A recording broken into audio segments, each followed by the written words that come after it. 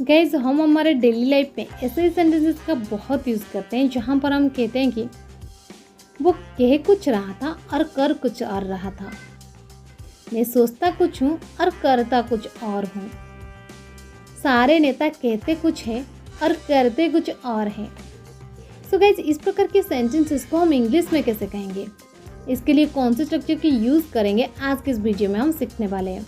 इस प्रकार के सेंटेंसेस को इंग्लिश में कहने के लिए आपको पहले लिखना पड़ेगा सब्जेक्ट, इसके बाद हेल्पिंग वर्ब, हेल्पिंग वर्ब के बाद आपको यूज़ कर देनी है मेन वर्ब, इसके बाद समथिंग, समथिंग के बाद एंड यूज़ करना है, फिर से वर्ब, वर्ब के बाद आपको लास्ट में यूज़ करनी है समथिंग एल्स। चलिए कुछ एग्जाम्पल के मदद से इसे और भी बेहतर समझने की कोशिश करते हैं। उसने कहा कुछ और करा कुछ और। He said something and did something else.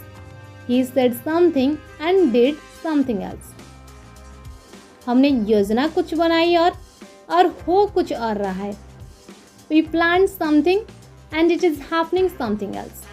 We planned something and it is happening something else. मैं सोचता कुछ हूँ और करता कुछ और हूँ। पता नहीं आजकल मुझे क्या हो रहा है।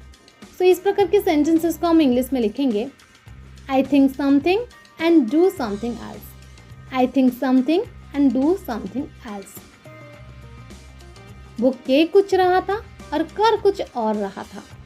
He was saying something and doing something else. He was saying something and doing something else. सारे नेता कहते कुछ है और करते कुछ और हैं। All the leaders say something and do something else. All the leaders say something and do something else.